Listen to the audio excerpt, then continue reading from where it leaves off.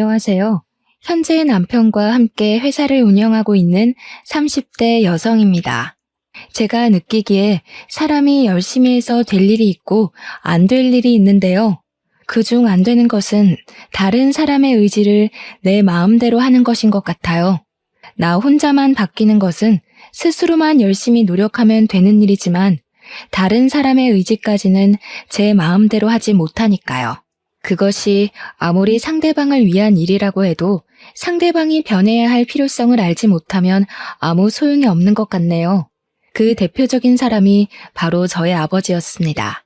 아버지는 내놓으라는 부잣집 자제로 한 평생을 부유하게 살아서인지 돈을 막무가내로 쓰는 안 좋은 습관이 있었어요. 돈이 많았을 때는 그저 씀씀이가 좋은 양반인가 보다 하고 넘길 수 있었지만 계속된 사업 실패로 가세가 기울자 감당되지 않는 아버지의 씀씀이는 저희 가족에게 치명적인 독이 되고 말았죠. 어머니는 그런 아버지에게 애원도 해보고 화도 내보았지만 아버지께서는 전혀 바뀌지 않으셨고요. 어머니께서 아버지에게 큰 돈을 바란 것은 아니었는데도 말이에요. 어머니께서 아버지가 가장의 역할까지는 아니더라도 집안의 최소한의 보탬이 되기를 원하셨지만 막대 먹은 사람이 한순간에 바뀔 일은 만무했고 어머니는 아버지를 대신해 청소부 일을 하며 힘겹게 사실 수밖에 없었네요. 힘들게 일하시는 어머니를 보면 아버지께서도 조금씩 바뀔 거라고 생각했지만 아버지께서는 바뀌기는커녕 어머니가 벌어오시는 돈을 축내며 술독에만 빠져 사셨습니다. 시간이 지나도 아버지께서는 깨진 항아리에 물을 붓듯 아무짝에도 쓸모없이 돈만 축냈고 결국 저는 집안 살림에 보태기 위해 고등학교를 졸업하자마자 취업을 하게 되었는걸요. 제가 취업한 곳은 대기업의 하청업체였는데요. 사장님의 가족분들은 모두 성품이 온화하시고 직원들을 가족같이 생각해 주시는 분들이었어요. 어려서부터 무능력하고 돈만 축내는 아버지만 보다 인자하고 언제나 가족을 생각하는 사장님을 보니 기분이 참 씁쓸했죠. 사장님 같은 분을 아버지로 둔 그 집 아들이 참 부러웠고요. 사장님께서는 모든 직원들을 다 잘 챙겨주려 노력하셨지만 그 중에서도 저의 사연을 안타까워하시며 조금이라도 더 챙겨주려고 노력을 하셨어요. 사정을 딱하게 생각하여 많은 배려를 해주신 사장님과 사모님 덕분에 어려운 형편에 꿈꾸지 못할 대학교를 가게 되었거든요. 비록 야간 대학교에 가 퇴근을 하면 쉴 틈도 없이 바로 공부를 해야 했지만 배울 수 있는 기회가 있다는 것이 감사했기에 열심히 하려고 아무리 힘들어도 펜을 들고 공부를 했죠. 그런 덕분인지 4년이 지난 후 좋은 성적으로 졸업을 할 수 있었습니다. 그리고 졸업을 한 후 사장님께서는 그동안의 경력을 인정해 대리로 승진을 시켜주셨어요.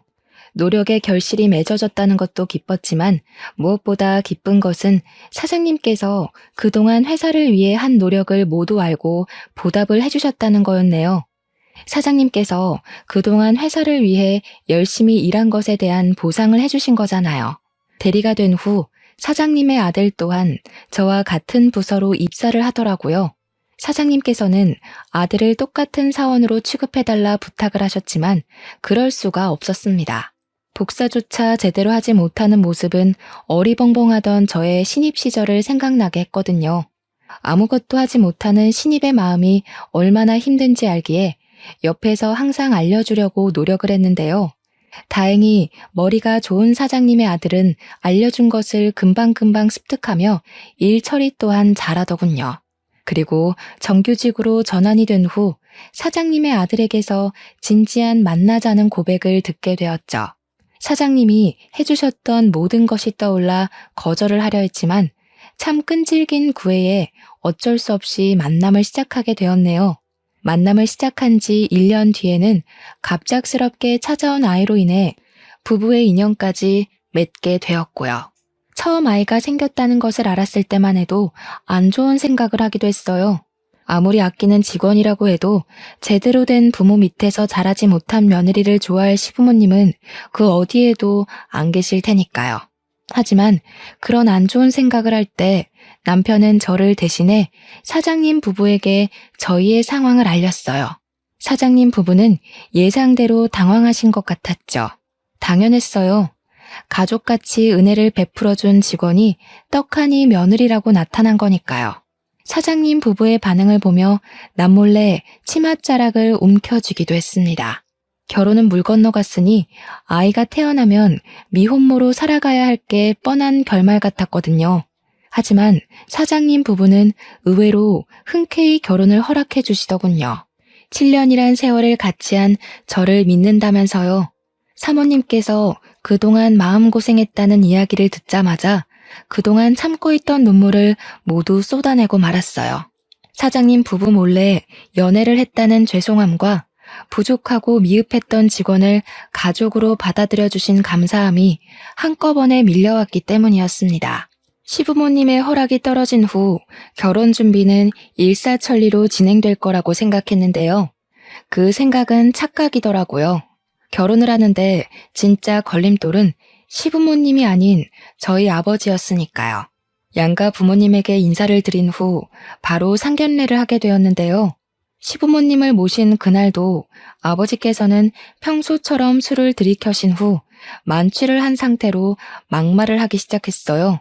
이 녀석 어릴 때만 해도 인물 없는 딸 자식 덕 볼 일은 없다고 주변에 신세한탄을 좀 했었는데 제가 말년에 복이 있나 보네요. 사돈댁 같은 부잣집에 딸 자식을 시집 보내는 걸 보면 24살에 대학 간다는 소리 들었을 때만 해도 다 늙어서 헛짓거리 하지 말고 애비 노후 자금이나 대라고 윽박을 질렀었는데 그래도 대학 간판이 좋긴 한가 봅니다. 얼굴 핀 걸로도 모자라. 이렇게 훤칠하게 재물복도 좋은 청년을 사위로 들인 걸 보면 말이에요. 저희도 말년에 며느리 복이 있는 모양입니다. 우리 새아가처럼 똘똘하고 야무진 아이를 며느리로 맞은 걸 보면 딸 자식을 어찌나 잘 키우셨는지.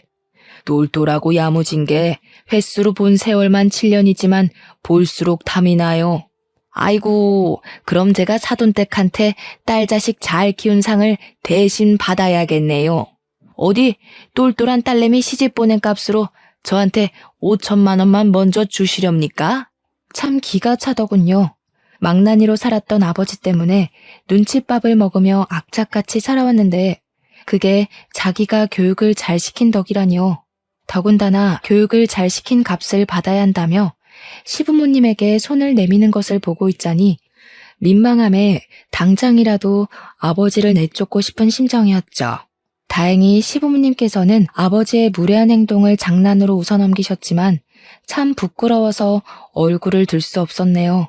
지금까지 은혜를 베풀어준 시부모님에게 제일 못 볼 꼴을 보이고 마른 거잖아요. 그것도 인생에서 제일 증오하는 아버지 때문에요. 그런데 아버지의 이런 행패는 결혼을 하고 본격적으로 이어졌습니다. 결혼식을 끝마치고 시부모님께서 회사 근처에 있는 아파트를 신혼집으로 구해주시자 아버지께서는 하루가 멀다 하고 술에 취해 남편에게 전화를 걸었어요. 아버지께서는 항상 부모를 반지하에 버려두고 자기만 호의호식하는 저희 부부를 불효자라면서요. 술이 깬 낮에는 사과를 하고 술에 취한 밤이면 신세한탄을 하는 행동을 반복하시던 아버지께서는 저희가 더 이상 전화를 받지 않자 곧이어 신혼집까지 찾아와 행패를 부리셨어요. 이 정도 했으면 눈치껏 알아먹고 새로운 집이라도 알아봐 줘야지. 언제까지 부모를 냉난방도 제대로 안 되는 반지하에서 살게 할 작정이야? 반지하에 사는 게 싫으면 저희한테 와서 이럴 게 아니라 나가서 일이라도 하세요, 제발. 수십 년을 저랑 엄마 등골 빼먹은 걸로는 부족해서 이제 사위 등골까지 빼먹으려고 하세요.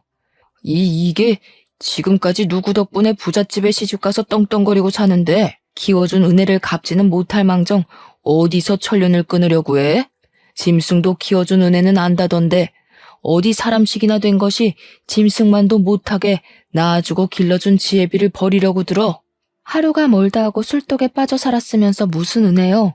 아버지만 술독에 빠져 살며 엄마 벌어온 돈에만 손대지 않았어도 지금쯤 아파트에서는 못 살아도 깨끗한 빌라 얻어서 사람답게 살았을 거예요. 50이 훌쩍 넘긴 나이에도 자신의 힘으로 돈 벌 생각을 하지 않고 타인의 덕만 보려고 달라붙는 아버지를 보니 남편에게 미안해 몸둘 바를 몰랐습니다.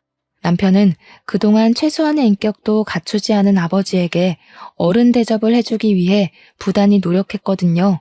남편이 중간에서 얼마나 애를 썼는지 알기에 더욱더 아버지의 막대먹은 행동을 용서할 수가 없었습니다. 그래서 만취한 아버지가 또다시 신혼집에 들이닥쳤을 때 가차없이 경찰에 신고를 한 것이고요. 경찰서에 연행된 후 저는 어머니와 상담을 해 알코올 중독 환자를 전문적으로 치료하는 병원에 아버지를 맡기자고 의견을 내었죠. 이미 아버지에게 수십 년 동안 혀를 내둘릴 정도로 당한 어머니께서는 흔쾌히 허락을 하셨고요. 아버지가 알코올 전문병원에 입원을 한 후 처음에는 너무 심한 짓을 했나 라는 후회가 들기도 했지만 일상에서 아버지가 사라지고 나니 이렇게 평온할 수가 없더라고요. 썩은 이를 뽑아낸 것처럼 말이에요. 그건 어머니도 마찬가지인 것 같았어요. 어머니께서는 그동안 아버지를 사랑한다는 이유로 자신의 자유까지 포기하며 긴 세월 동안 아버지의 뒷수습을 도맡아 하셨거든요. 몇십 년 만에 처음으로 친구들과 여행을 가신 어머니께서는 여행에서 돌아오신 후 왜 지금까지 바보처럼 참고 살았는지 모르겠다며 지난날의 후회를 털어놓기도 했죠. 그렇게 홀가분한 일상에 익숙해질 무렵 병원에서는 입원 치료가 끝난 아버지를 다시 데리고 가라는 말을 하더군요. 퇴원이란 말을 들었을 때 제일 먼저 떠오른 사람은 다름 아닌 어머니였습니다. 아무리 비싼 돈을 들여 치료를 했다고 해도 무언가를 참고자 하는 의지라고는 눈꼽만큼도 없는 아버지께서 개과천선하여 어머니를 괴롭히지 않을 거란 보장은 없었으니까요. 고민 끝에 염려스러운 점을 말하자 어머니께서도 예전처럼은 절대 못 산다는 말씀을 하셨어요. 한참 말씀이 없던 어머니께서는 고심 끝에 먼저 아버지와 이혼한다는 말을 꺼내시더군요. 더 이상 무능력하고 이기적인 아버지와는 못 살겠다면서요. 다른 집 딸이었다면 늙은 아버지가 불쌍하다며 이혼을 말릴 수도 있겠지만 저는 이미 아버지가 어떤 사람인지 뼈저리게 깨달았기에 변호사를 고용해 어머니가 아버지와 이혼하실 수 있게 도와드렸네요. 이혼 이야기가 나올 때만 해도 아버지께서는 다 늙은 여팻네가 심술이라며 고개를 빳빳이 드셨는데요. 변호사를 통해 이혼 소송장이 날아오자 금세 꼬리를 내리고 어머니에게 이혼을 취하해달라는 말씀을 하시더군요. 한평생을 어머니의 등 뒤에 숨어 호사를 누렸는데 어머니가 없으면 자신의 밥줄이 끊길 것이 뻔했으니까요. 어머니께서는 아버지가 어떤 잘못을 해도 무릎을 꿇고 빌면 눈을 감아주셨기에 이번에도 그렇게 넘어갈 줄 아셨던 거겠죠. 하지만 어머니의 눈에는 이미 수십 년 동안 쓰였던 콩깍지가 벗겨진 상태였기에 아버지의 얇은 수는 통하지 않았는걸요. 결국 어머니와 아버지께서는 6개월의 소송 기간 후 30몇 년간 유지해오던 결혼 생활의 막을 내리게 되었습니다. 이혼만 한다면 어머니의 일상도 저희 부부의 일상도 평온할 거라 믿었지만 아버지께서는 돈 타령을 하며 오히려 전보다 더 귀찮게 저희 부부를 들들 볶더라고요. 가뜩이나 막달이 다가와 신경이 예민해진 상태에서 속을 긁어대니 편히 쉴 날이 없었어요. 옆에서 모든 걸 지켜보던 남편은 아버지를 회사 경비원으로 취업시키자는 제안을 했죠. 놀고 먹는 일만 하며 시간을 보내던 아버지가 경비원 일을 제대로 할 수 있을 리가 없어 거부했지만 남편은 자신이 다 책임질 테니 한 번만 아버지에게 기회를 주자고 하더군요. 생각을 해보니 생활비가 없다는 둥, 다 늙어서 취업을 시켜주지 않는다는 둥, 쓸데없는 푸념을 들어주는 것보다 회사 경비원으로 취업을 시켜주는 것이 더 낫겠더라고요. 그래서 남편의 의견이 흔쾌히 수락을 하게 되었습니다. 그리고 아버지께서는 걱정과 달리 경비원의 일을 의외로 잘 해냈어요. 지각을 하거나 농땡이를 칠 줄 알았던 저로서는 참 의아한 일이었죠. 어찌되었던 아버지께서는 경비원의 일을 하며 생활비를 충당하셨고 어머니께서는 그동안 못 갔던 여행을 다니며 자유를 누리셨기에 더할 나위 없이 안정적인 나날을 보냈죠. 딸아이 또한 건강하게 태어났기에 더 바랄 것이 없었고요. 하지만 미국으로 유학을 갔던 시누이가 돌아오며 이런 평화는 다 녹은 얼음판처럼 쉽게 부서지고 말았네요. 시댁 식구들은 출산을 한 지 한 달이 채 안 넘었기에 산후조리원에 있으라 말을 했지만 같이 공항으로 나가겠다고 떼를 썼어요.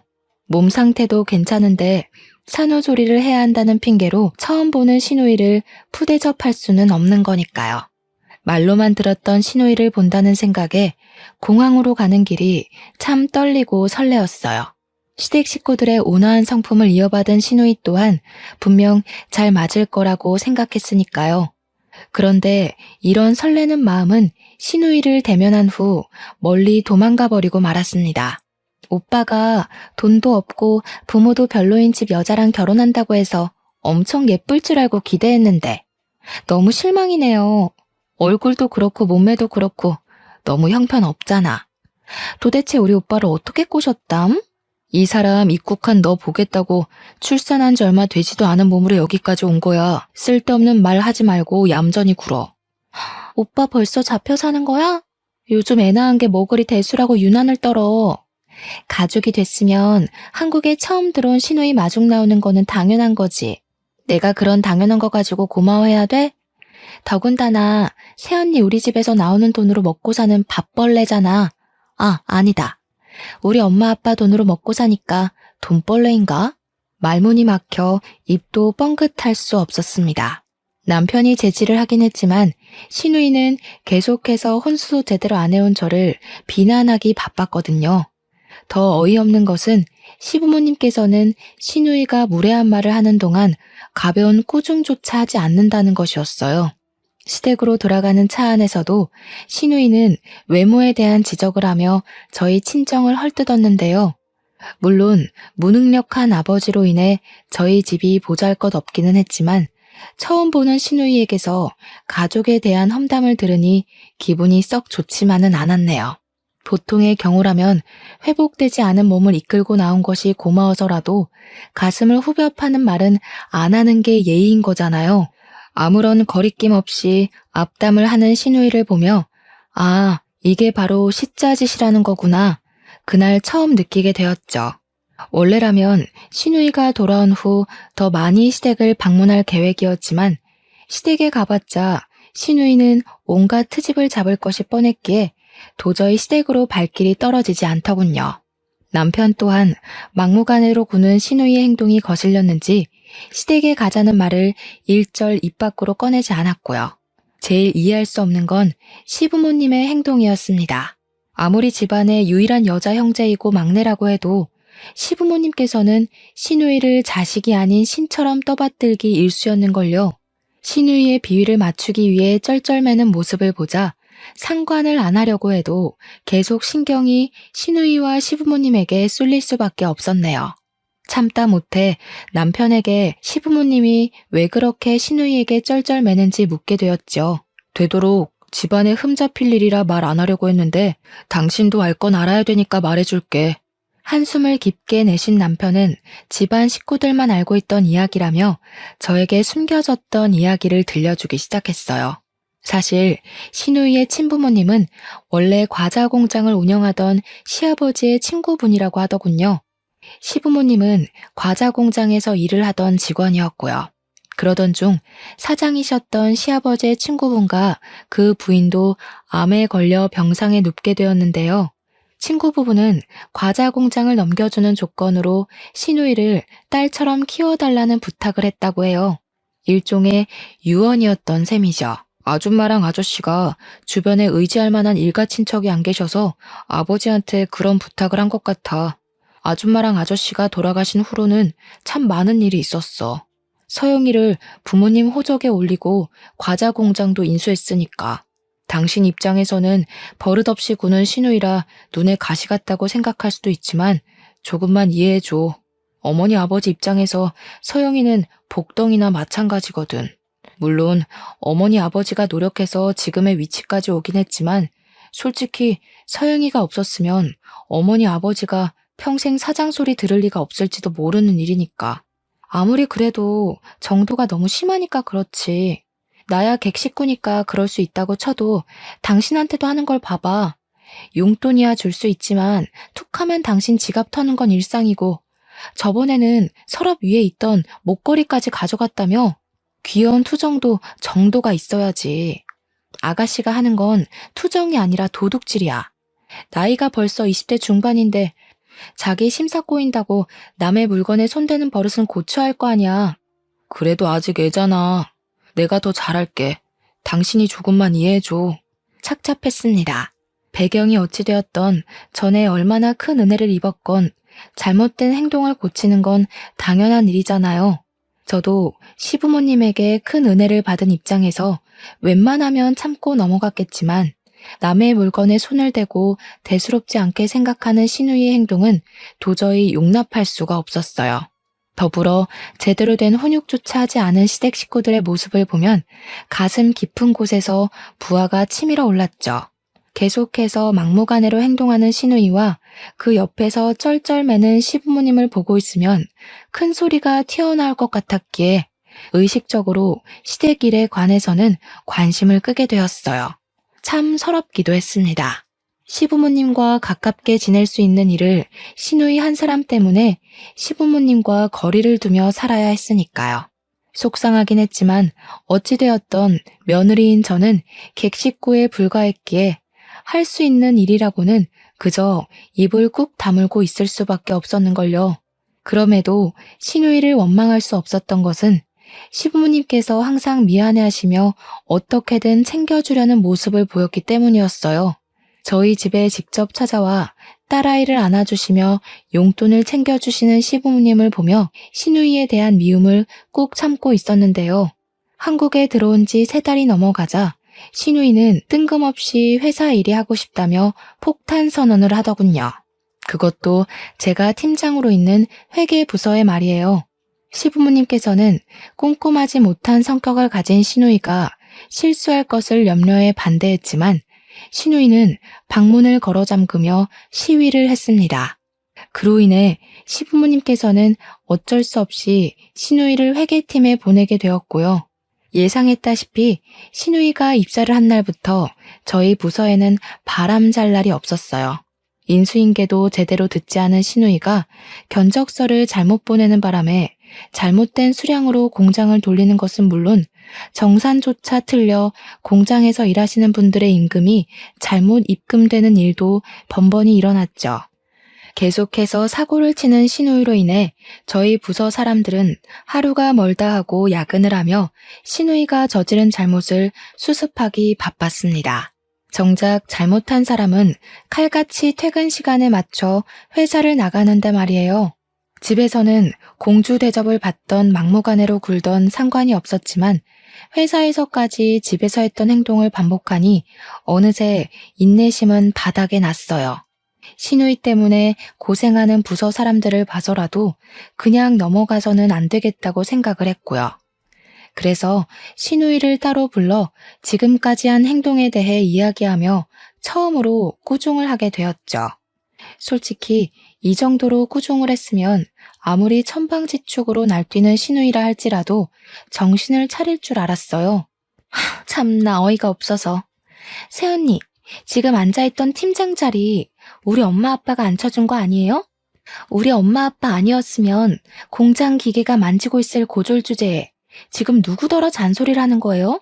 팀장 자리에 앉아있으니까 시누이가 우스워 보이는 것 같은데 똑똑히 들어요. 나 아니었으면 새언니는 물론 엄마 아빠도 지금쯤 다 이름도 모를 허름한 공장에서 땀이나 뻘뻘 흘리며 일하고 있었을 거라고요.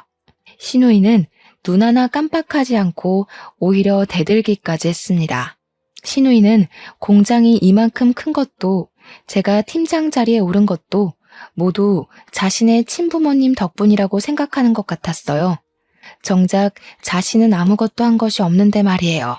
자신이 이룬 것은 하나도 없으면서 당당한 태도로 나오는 시누이를 보니 차분하던 마음은 온데간데 없이 화가 치밀어 올랐죠. 그래서 하지 않아도 될 말까지 한 것이고요. 아가씨야말로 착각하는 것 같은데 시부모님이 이만큼 공장 키운 건 잠도 안 주무시고 열심히 일했기 때문이에요. 내가 팀장 자리에 앉은 것도 마찬가지고요. 내 팀장 자리도 공장이 이만큼 큰 것도 어디 하나 아가씨가 한 공은 없으니 쓸데없는 소리 말고 일이나 똑바로 하세요. 집에서는 시부모님 덕분에 공주 대접받았을지 몰라도 회사에서만큼은 어줍잖은 아가씨 공주놀이에 동참해줄 생각 없으니까요. 기가 막혀. 엄마 아빠 아니었으면 아무것도 아닌 고졸이었을 주제에 지금 나한테 뭐라고 하는 거예요? 네. 안타깝게도 일이야 어찌되었던 지금은 어줍잖은 고졸이 아니라 아가씨 직장 상사라서요. 집도 못 가고 계속 회사에서 컴퓨터 부여잡고 살고 싶으면 어디 한번 마음대로 해봐요. 되받아치는 말을 할 때마다 신우이는 약이 오르는지 얼굴이 시뻘개진 정도로 성질을 냈어요. 그 모습을 보자니 꼭 자기 영역을 뺏긴 동네 강아지 같아서 화를 내던 것도 있고 웃음이 나오려고 했죠. 퇴근을 한 후 신우이는 그대로 시부모님에게 달려가 모든 것을 일러바치며 당장 저를 회사에서 내쫓으라고 떼를 썼다고 해요.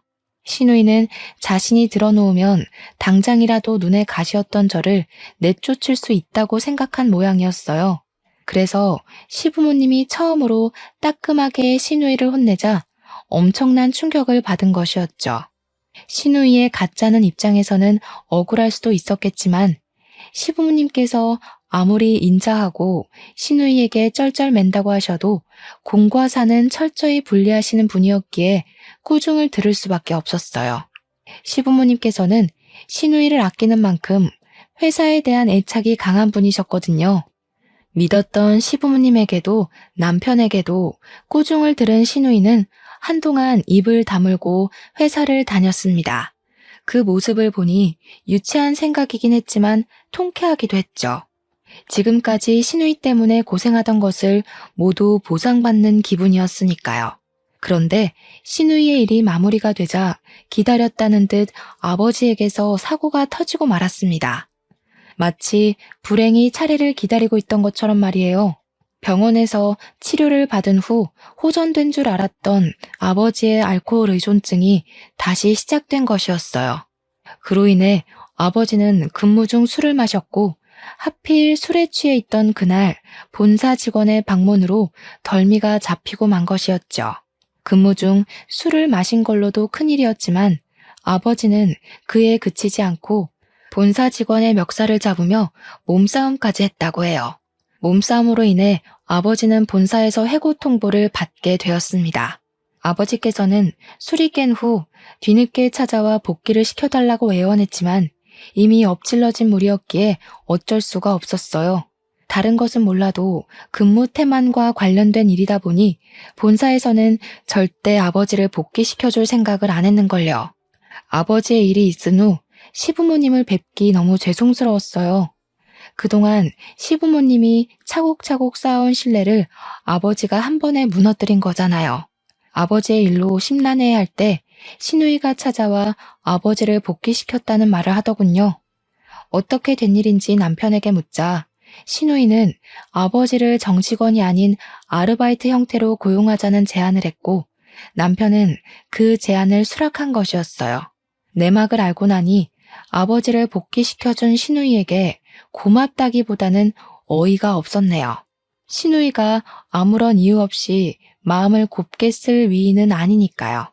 아버지가 다시 경비원으로 복귀된 후 역시 신우이는 모든 것이 자신의 덕이라며 생색을 내더라고요. 생색을 내는 것에 멈췄다면 조금이나마 신우이에게 고마운 마음을 가졌을 수 있었겠지만 신우이는 거기서 멈추지 않고 저희 식구 모두 빈대처럼 공장에 들러붙는 꼴을 보자니 구역질이 난다며 막말을 했어요. 다른 것은 다 참아도 그동안 제가 회사를 위해 했던 모든 노력을 없애버리고 빈대 취급하는 것은 도저히 참을 수가 없었기에 시댁 식구들이 있는데도 불구하고 큰 소리를 내게 되었죠. 빈대는 아가씨처럼 아무것도 안 하고 시부모님 등에 달라붙어 있는 사람을 말하는 거죠. 솔직히 부모 잘 만난 거 빼고 아가씨 혼자 한 게 뭐가 있는데요? 지금 나보고 빈대라고 한 거예요? 기가 막혀서 진짜. 누구 덕분에 그쪽 아빠가 버젓이 우리 경비원으로 일하는데 바퀴벌레 마냥 이리저리 눈치 보며 우리 집에 붙어먹는 것도 봐줬더니 아주 자기가 하늘인 줄 알고 떠드나 보지? 너 그게 지금 새언니한테 무슨 말버릇이야? 당장 사과 안 해? 왜 오빠까지 저 여자 편을 들어? 오빠도 봤잖아. 저 여자가 먼저 나한테 빈대라고 한 거. 오빠도 내 덕분에 지금 사장 소리 들으면서 떵떵거리고 사는 거면서 나한테 이러면 안 되지. 아무것도 없이 저 여자랑 둘이 살았으면 오빠가 지금 비싼 외제차 끌면서 살 수 있었을 것 같아? 오빠 지금 자기 능력 덕분에 사장 소리 듣는다고 생각하나 본데 꿈깨. 능력도 일어날 기반 있는 사람이나 펼치는 거지. 기반도 없이 오빠 능력으로만 사장 소리 들을 수 있었다고? 고작해야 회사에 들어가서 쥐꼬리만 원 월급 받으면서 전전긍긍하고 살 회사원 나부랭이나 됐겠지. 너 지금 그게 무슨 말버릇이야? 너 하나 귀하게 키우려고 우리가 어떻게 했는데? 이제 알겠네. 내가 친딸이 아니라서 일부러 눈치 주는 거지? 구박해서 내쫓으려고. 시아버지가 호통을 치자 뭐가 그리 억울한지 신우이는 펑펑 눈물을 흘리며 회사를 뛰쳐나갔습니다. 그리고 걱정으로 잠도 제대로 자지 못하고 주변에 연락을 돌리는 시부모님에게 여행을 간다는 문자 한 통만 남기곤 호련히 비행기를 타고 미국으로 날아갔고요. 신우이가 해외로 여행을 간 후 시댁 식구들의 얼굴에는 걱정이 한가득이었지만 솔직히 저는 막무가내로 구는 신우이가 없으니 너무 편하더라고요. 신우이가 한국에 돌아오지 않고 계속 미국에 있으면 좋겠다는 생각을 할 정도로요. 그리고 말이 씨가 된다는 말처럼 하늘은 이런 소원을 이뤄주시고 말았어요. 일주일 후 귀국한다는 신우이는 2주일이 지나도 연락 한 통이 없었거든요. 처음에는 놀기 좋아하는 신우이가 삐져서 며칠 더 놀고 오는가 보다 생각을 했는데요. 신우이가 챙겨간 시아버지의 카드는 일주일 전을 끝으로 전혀 사용이 되지 않고 있었어요. 신우이에게는 따로 챙겨갈 만한 현금도 없었기에 시아버지의 카드를 쓰지 않는다는 것은 말이 되지 않았어요. 사태의 심각성을 알게 된 시댁 식구들과 저는 부랴부랴 경찰서로 찾아가 신고를 한 뒤 영사관의 도움을 청해 핸드폰 위치 추적을 시작했습니다. 핸드폰에 찍힌 마지막 위치를 토대로 신우이를 찾으려고 했지만 이건 말처럼 쉬운 일이 아니더라고요. 신우이를 찾는 것에 실패한 시어머니께서는 혼절을 하시면서 힘들어하셨고요. 시아버지와 남편 또한 크게 상심을 하며 갑자기 사라진 신우이를 걱정했고요. 시부모님께서 아무리 회사 일을 중요하게 생각하는 분이라고 해도 자녀를 잃어버린 슬픔을 외면할 만큼 냉철한 분은 아니었어요. 시부모님께서는 신우이가 사라진 것에 대한 자책을 하시며 힘든 나날을 보내셨죠. 어쩔 수 없이 저는 정신이 없는 시댁 식구들을 대신해 회사 일을 도맡아야 했는데요. 책임지고 회사를 꾸려간다는 것은 생각했던 것보다 더 힘들고 고된 일이더군요. 아무런 예고 없이 회사를 찾아오는 본사 직원들을 상대하는 것과 공장에서 일어나는 모든 것을 하나하나 체크하는 일까지 뭐 하나 쉬운 일이 없었습니다. 그런데 엎친 데 덮친 격으로 이제는 아버지까지 말썽을 부리시더군요. 한 차례 실수가 있은 후 잠잠해지나 싶더니 아버지의 고질병인 알코올 중독증이 다시 돋은 것이었죠. 하루가 멀다 하고 무단 결근을 하는 아버지에게 이런저런 일을 말해보았지만 아버지는 나 몰라라 하며 경비원 일을 그만두게까지 했네요. 이로 인해 바쁘고 힘든 나날을 보내는 와중 경비원을 다시 뽑아야만 했고요. 아무리 회사에서 일했던 기간이 길다고 해도 새로운 일을 그것도 혼자 책임지며 일한다는 것은 정말 고된 일이었어요. 하지만 심란해하는 시댁 식구들에게 이 사실을 말할 수는 없더라고요. 가뜩이나 신우이 때문에 잠도 제대로 못 이루는 시댁 식구들에게 또다시 짐을 지게 할 수 없었거든요. 이런 상황에서 생각나는 사람은 어머니밖에 없었습니다. 오래간만에 어머니에게 이런저런 사정을 말하고 나니 마음이 조금 풀리는 것 같은 기분이 들었죠. 시댁 식구들의 사정을 들으신 어머니께서도 혀를 차며 시부모님을 안타까워하셨는데요. 아버지의 이야기를 들으시고는 자신의 일처럼 화를 내셨고요. 그런데 아버지의 이야기가 나오자 어머니께서는 뜻밖의 이야기를 꺼내셨어요. 평생을 남의 뒤에 숨어서 배짱이 마냥 집에서 뒹굴기만 했던 사람이 달라질 리 있겠니? 보니까 어디서 또 자기 수발 들어줄 여자를 구한 것 같더구나. 여자 후리는 재주는 어찌나 좋은지. 다 늙어서도 여자 후리며 집구석에 박혀 있을 줄 누가 알았겠니? 이럴 줄 알았으면 나도 진작 이혼하고 다른 사람 만나서 새 출발할 걸 그랬다.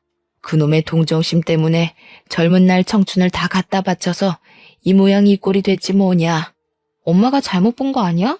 아버지 나이가 60이 넘었는데 수발 들어준다고 나타나는 여자가 있다는 게 이상한 거 아니야?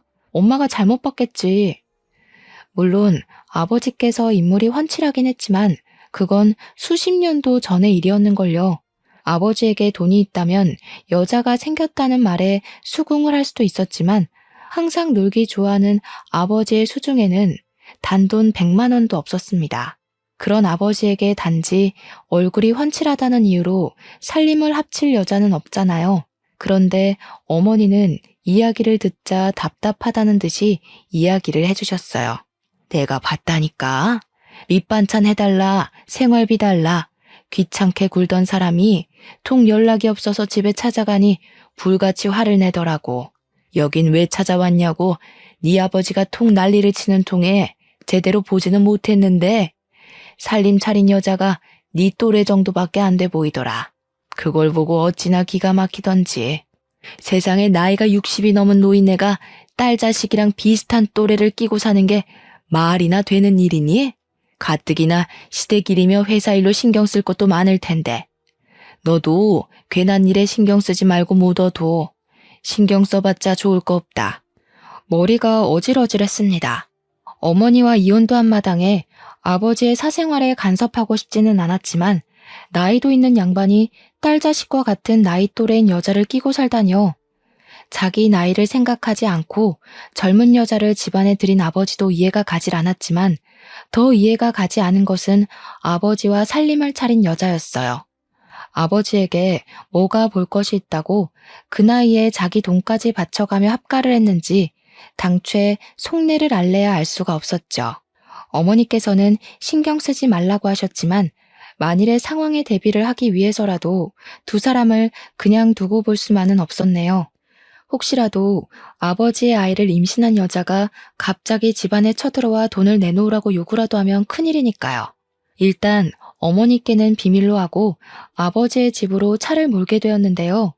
아버지의 집 근처에 도착하자 자꾸만 한 여자가 눈에 밟혀 계속 쫓아가게 되더라고요. 앞을 가로질러가는 여자는 시누이와 너무 흡사했거든요. 해외에서 실종된 시누이가 한국에 있다는 것은 말이 안 되지만 지푸라기라도 잡는 심정으로 무작정 여자를 따라가게 되었죠. 그리고 앞모습을 확인한 순간 너무 놀라 입을 틀어막을 수밖에 없었네요. 여자는 영락없는 시누이였어요. 다급한 마음에 당장 남편과 시누이에게 전화를 걸었지만 그날따라 시댁 식구들은 영 전화를 받지 않더군요. 그로 인해 저의 속만 타들어갔고요. 하는 수 없이 남편에게 시누이와 비슷한 사람을 봤다는 문자 한 통만 남기고 주차된 차에서 내려 시누이를 따라갔어요. 연락이 오지도 않는 휴대폰을 들고 우왕좌왕하는 것보다 눈앞에 있는 시누이를 따라가는 것이 더 나은 일이니까요. 미행하는 것이 너무 티나지 않게 일정한 간격을 유지하며 시누이를 뒤를 밟았습니다. 그런데 참 의아한 점이 하나 있었어요. 시누이가 자꾸만 아버지의 집 쪽으로 발걸음을 한다는 것이었죠. 설마 하면서 뒤를 밟는데 시누이는 역시나 아버지의 집 앞에 멈춰서더군요. 손이 떨려 휴대폰 타자도 제대로 칠 수가 없었지만 간신히 정신을 차리고 남편에게 이 상황을 문자로 남겼습니다. 시누이가 아버지의 집으로 들어간 것까지도요. 문자를 보내고 나자 더 경악스러운 장면이 펼쳐졌어요. 시누이가 문을 두드리자 아버지가 버선발로 마중을 나왔거든요. 그때 어머니가 해주신 말이 떠올랐습니다. 아버지가 젊은 여자와 살림을 차렸다는 이야기 말이에요. 모든 게 계획대로 척척 진행되고 있으니 사돈 처녀는 아무 걱정하지 말고 들어와요. 신우이와 알 수 없는 말을 친근하게 나누는 아버지를 보자 살갗이 따가울 정도의 소름이 온몸에 퍼져나갔어요. 정말 말도 안 되는 일이잖아요. 머리로는 좀 더 상황을 지켜봐야 한다고 외쳤지만 경악으로 놀란 몸은 머리와는 상관없이 곧장 아버지의 집으로 쳐들어가게 되더군요. 닫히고 있는 문을 열어 제끼며 무슨 짓이냐고 소리를 지르면서요. 제 모습을 본 두 사람은 저승사자라도 본 것처럼 새파랗게 질린 얼굴을 하고는 엉거주춤한 자세로 서 있었죠. 아무리 철딱서니가 없어도 사람이 할 짓이 있고 안 할 짓이 있지. 아가씨, 지금 뭐 하는 거예요? 내가 다 설명을 할 테니 일단 진정을 좀 하고. 아버지 같으면 이 상황에서 진정을 하게 생겼어요? 해외에서 실종된 시누이가 아버지랑 살림 차린 젊은 여자가 돼 있는데 세상 어느 딸이 진정하게 생겼냐고요. 이게 말이나 되는 상황이라고 생각하세요? 이번 일만 잘 마무리되면 네 목도 남겨주마. 그러니 제발 아무 소리 말고 잠자코 있어봐라. 얼마 남지 않은 일을 너 하나 때문에 망칠 수는 없잖니. 그 입 좀 닫으세요. 다 된 밥에 재 뿌릴 일 있어요? 무슨 이유인지 궁금하지도 않을 만큼 어이가 없었습니다. 알고 싶지도 않았고요. 하지만 시부모님과 남편에게 상황을 설명하려면 두 사람 사이에 일어나는 일을 알아야 했기에 이유를 물었는데요. 그때 초인종이 울리며 시누이를 부르는 시어머니의 목소리가 들려왔어요. 현관문을 열어주려는 사이 시누이는 베란다로 뛰어갔죠. 시누이의 모습을 본 시부모님이 달려들자 시누이는 그대로 2층 높이의 빌라에서 뛰어내렸고요. 이해할 수 없는 행동을 하는 시누이로 인해 시어머니는 그대로 주저앉아 오열을 하셨어요. 정상적인 사고로는 이해할 수 없는 시누이의 기이한 행동으로 인해 옆에 있던 아버지를 추궁할 수밖에 없었습니다. 그런데 이유를 묻자 아버지는 곧장 무릎을 꿇으며 시부모님에게 싹싹 빌 뿐이었어요. 마치 자기 죄를 들킨 죄인처럼 말이에요. 다 사돈 처녀가 시킨 일입니다. 저는 정말 아무것도 몰라요. 남편은 벌벌 떠는 아버지에게 무슨 일이 있었냐고 물었는데요. 아버지는 그제야 그동안 저희가 전혀 몰랐었던 일을 설명해 줬네요. 알고 보니 시누이는 지금까지 격리부에서 일하는 것을 이용해 법인카드를 몰래 빼돌려 개인이 쓰고 있던 거였어요. 자신이 쓴 비용은 아무도 모르게 스스로 경비 처리를 한 것이고요. 그렇게 야금야금 회사 자금을 쓰는 것에 만족을 못한 시누이는 시부모님의 재산을 빼돌리기 위해 계획을 세운 것이고요. 아무리 시누이라고 할지라도 회사 자금에 손대기는 겁이 났던 모양이었어요. 시부모님께서는 모든 재산을 사장실 금고에 보관 중이셨어요. 시누이는 이 때문에 경비원이던 아버지를 끌어들인 거고요. 아버지가 말하길 시누이는 지금까지 밤마다 아버지를 이용해 몰래 시아버지의 사무실에 들어와 자신이 아는 모든 숫자를 조합해 금고를 열려고 했다네요. 이야기를 듣고 보니 왜 그동안 한국에 살고 있는 시누이의 흔적을 찾을 수 없었는지 의문이 들었어요. 아버지에게 물어보자 시누이는 한국에서 지내는 동안 자신의 명의로 된 카드와 현금만 사용했다고 우물쭈물하며 답을 하셨죠. 그제야 그동안 시누이가 왜 실종 신고가 된 척 연기까지 하며 아버지의 옆에 있었는지 알겠더라고요. 이렇게 되면 시부모님의 재산을 가로채는 것을 실패해도 모든 것을 아버지가 덮었으면 되는 거니까요. 실종 신고 처리가 된 자신은 아무 일도 없다는 듯이 심란해하시는 시부모님 앞에 다시 나타나 감격에 제외를 한 후 다시 사랑스러운 막내딸 행세를 하면 되는 거고요. 시누이의 파렴치한 속내를 알게 된 시어머니께서는 목 놓아 오열을 하셨습니다. 그건 애써 눈물을 참고 있던 시아버지도 마찬가지였죠. 그럴 수밖에 없었어요. 아무리 피 한 방울 안 섞인 남이라고 해도 그동안 금지옥엽 친자식보다도 더 귀하게 키웠는데 배은망덕하게 시부모님들이 피땀 흘려가며 벌어놓은 재산을 차지하려 했으니까요. 저는 충격에 빠진 시부모님을 대신해 아버지에게 시누이가 빼돌린 재산은 어디 있냐고 물어보았어요. 그것까지는 나도 모르지. 난 그냥 사돈 처녀가 시키는 대로 했을 뿐이야. 저도 자식된 입장에서 아버지랑 같이 법정에 서고 싶지는 않아요. 제발 최소한 자식된 도리는 할 수 있게 알고 계신 거 지금 다 말씀해 주세요.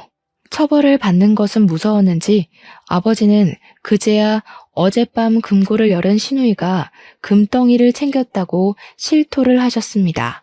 금고에 있던 금덩이의 금액을 따지자면 좋기 1억은 넘었기에 머리가 어질어질했네요.